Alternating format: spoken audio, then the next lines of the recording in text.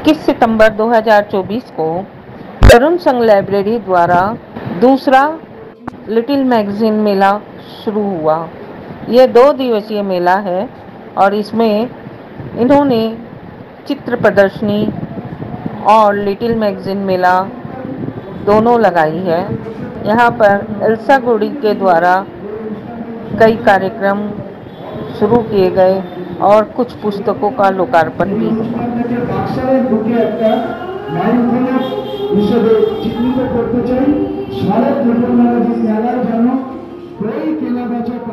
और सब्सक्राइब जरूर करें। अगर आपको कोई जानकारी लेनी हो तो 9231845289 पर संपर्क करें। धन्यवाद। सदीनामा।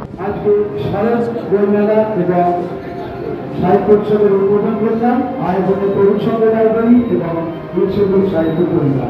নীলশেগুড়ি সাহিত্য পরিবার আয়োজিত শারদ লিটল ম্যাগাজিন মেলা দ্বিতীয় বর্ষ এবং সাহিত্য উৎসব। সবাই জানি ইতিমধ্যেই নানা রকম বাধা বিঘ্ন, নানা রকম বিপত্তি সত্ত্বেও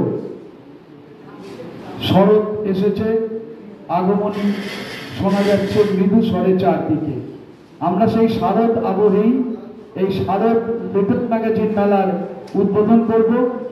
উদ্বোধন করার জন্য আমরা কিন্তু বিশেষ কেউ উদ্বোধন করব না, আমরা সবাই মিলে উদ্বোধন করব। আমরা আনন্দের সঙ্গে জানাচ্ছি আমাদের মধ্যে উপস্থিত আছেন আমাদের অন্যতম সদস্যা বৈশাখী সেন শর্মা, ওর কদমতলায় বাড়ি। বৈশাখী আজকের উদ্বোধনের জন্য একটি ক্যানভাসে খুব সুন্দর ছবি এঁকে দিয়েছেন। আপনারা এখানে দেখতে পাচ্ছেন ছবিটি। এই ছবিটি মূলত শরৎকে আবাহন করছে, অর্থাৎ আমরা যে শারদ উৎসবের তোড়গড়ায় আছি সেটাই এখানে পরিস্ফুটিত হচ্ছে। তো এই ছবিটিকে কেন্দ্র করে প্রদীপ প্রজ্বলনের মাধ্যমে এবং আমরা পুষ্প অর্পণ করে আজকের অনুষ্ঠানটা শুরু করছি। এখানে এই পাত্রের মধ্যে শরতের যেটা অন্যতম অনুষঙ্গ শিউলি ফুল সেটি আছে। এই সঙ্গে আমরা শুরু করছি আজকের উদ্বোধন অনুষ্ঠান। প্রদীপ জ্বালার জন্য আমি ডেকে নিচ্ছি আমাদের মধ্যে প্রবীণতম মানুষ 3 জন সামনেই বসে আছেন। আমাদের স্যার দিলীপ নন্দী মহাশয়, আমাদের নীলুদা সবার প্রিয়, আর চিত্তরঞ্জন বাবু। আপনারা একটু এখানে এসে প্রদীপটা জ্বালুন। সঙ্গে আমাদের দিদিরা আছেন, আপনারা চলে আসুন।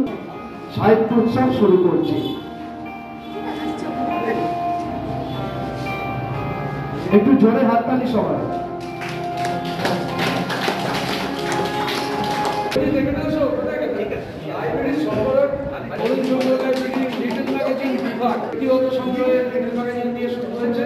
আপনারা যারা লিটল ম্যাগাজিনের মানুষ এসেছেন, আপনাদের সকলের সহযোগিতায় সেটাকে অনেক বড় করে তুলব এই আশা আমাদের সবার রয়েছে।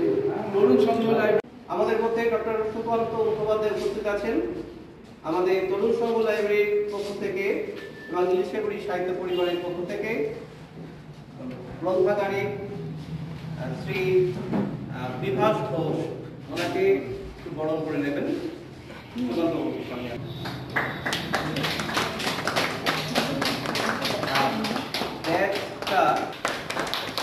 একটু ব্যস্ত মানুষ, শারীরিকভাবে অসুস্থ, আমাদের ডাকে প্রত্যেকবার যখনই ডাকি উনি আমাদের ডাকে সাড়া দিয়ে আসেন।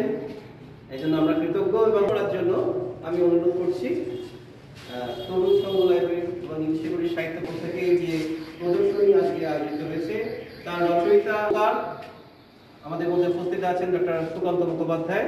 উনি প্রদর্শনী আনুষ্ঠানিক উদ্বোধন করছেন।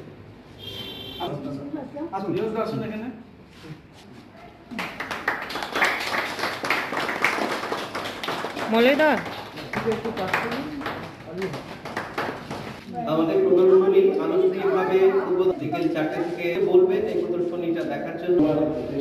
আমাদের গ্রন্থাগারের প্রিয় সম্পাদক, আমি আমাদের মধ্যে উপস্থিত আজকের বিশেষ অতিথি ডক্টর সুকান্ত মুখোপাধ্যায়ের কাছ থেকে 2 বছর শুনে। আমি প্রথমেই এই লাইব্রেরি মানে তরুণ সংঘ লাইব্রেরি যারা পরিচালনা করবেন সেরকম লাইব্রেরিয়ান মশাই এবং আরও যারা পরিচালক মণ্ডলীতে আছেন তাদের সকলকে খুব আন্তরিক ধন্যবাদ জানাচ্ছি এবং কৃতজ্ঞতা জানাচ্ছি এই প্রদর্শনীটা এখানে দেখানোর জন্য। প্রদর্শনীটা কী বিষয় সেটা একটুখানি বলে নিই, তাহলে সকলের বুঝতে সুবিধা হবে। হচ্ছে খেয়াল করে দেখবেন যে প্রত্যেক বছর পুজোয় দুরকম করে তিথি আমরা পাঁজি এতে দেখতে পাই, মানে কাগজেও পাই প্লাস পাঁজিতেও পাই। তো এইটা কেন হয়, অর্থাৎ এই যে দু রকমের তিথি তা কি সত্যি সম্ভব? কারণ সূর্য এবং চন্দ্রের যে মানে মুভমেন্ট, আকাশে যে গতি, সেটা একবারে নির্দিষ্ট করা আছে। এখন এই যে আমাদের যে বাংলা পাঁজি, আমাদের অনেকের ধারণা যে এটা বহু পুরনো প্রাচীনকাল থেকে চালু হয়ে আসছে, তা কিন্তু নয়। প্রথম বাংলা পাঁজি, ছাপা পাঁজির ইতিহাস যা পাওয়া যায় সেটা 1818 সালে। কিন্তু পাঁজিটা তৈরি হয় যে বই থেকে, সেই বইটা অন্ততপক্ষে 1500 বছর আগেকার সূর্য সিদ্ধান্ত বলে একটা পাঁজি পত্রিকা, এই বই, সেখানে পৃথিবীর যা ঘূর্ণন গতি বা ইত্যাদি দেওয়া ছিল সেই অনুযায়ী পাঁজিটা তৈরি হয়। এখন আমরা সকলেই জানি, আমি খুব সংক্ষেপে বলছি গণ্ডগোলটা কোথায়, তাহলে বুঝতে সুবিধা হবে, যারা দেখবেন তাদেরও বুঝতে সুবিধা হবে। পৃথিবীর দুটো গতির কথা আমরা জানি, অয়ন গতি, আহ্নিক গতি আর বার্ষিক গতি, এই দুটো আমরা সবাই জানি। এবং বছরের মাপটা 365 দিন নয়, 365 দিনের পরে একটা ফ্র্যাকশান আছে, মানে ভগ্নাংশ আছে, 365.242199 দিন, যে কারণে একটা নির্দিষ্ট সময় অন্তর রেক্টিফিকেশান, মানে পাঁজিতে ভুল হলে সেই ভুলটা সংশোধন করার দরকার হয়ে পড়ে। এবার এই আহ্নিক গতি, বার্ষিক গতি ছাড়া পৃথিবীর আর একটা গতি আছে, অয়ন গতি। এটা আবিষ্কার করেছেন বিজ্ঞানী নিউটন, যেটা আমাদের প্রাচীনকালের গণিতজ্ঞদের জানা ছিল না। এই অয়ন গতির হিসেবটা পাঁজিতে না রাখার জন্যে গণ্ডগোল দেখা দেয় এবং তিথির মানে বিভ্রান্তি দেখা যায়। যারা অয়ন গতির নিয়ম মেনে পাঁজি তৈরি করেন তাদেরকে বলা হয় মানে অয়ন গতির নিয়মের পাঁজি, আর যারা অয়ন গতির নিয়মটা না মেনে করেন, মানে প্রাচীন পঞ্জিকা, তাদের পাঁজিকে বলা হয় নিরয়ন পাঁজি, মানে না অয়ন। অর্থাৎ গুপ্ত প্রেস বা ধরুন বিশুদ্ধ, এই আমাদের কী বলে বেণীমাধবশীল ইত্যাদি এইসব পাঁজি।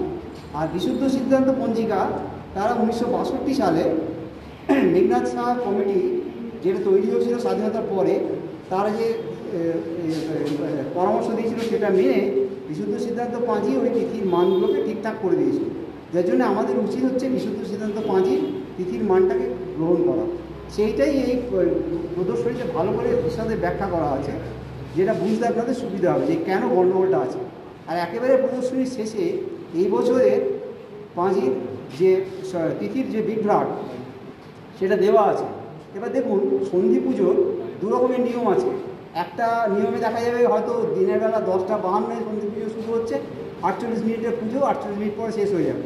আবার একটা নিয়মে দেখা যাচ্ছে বেলা 12টায় শুরু হচ্ছে। তাহলে আপনি কোনটায় পুজোটা মানবেন, না সন্ধি পুজোটা কোনটা করবেন? এইখানে পুজো দিয়ে কি কোনো রামকৃষ্ণ মিশনে গিয়ে ওই অন্য তিথি মেনে অঞ্জলি দেবেন, মানে ডবল অঞ্জলি দেবেন? তা কি হয়?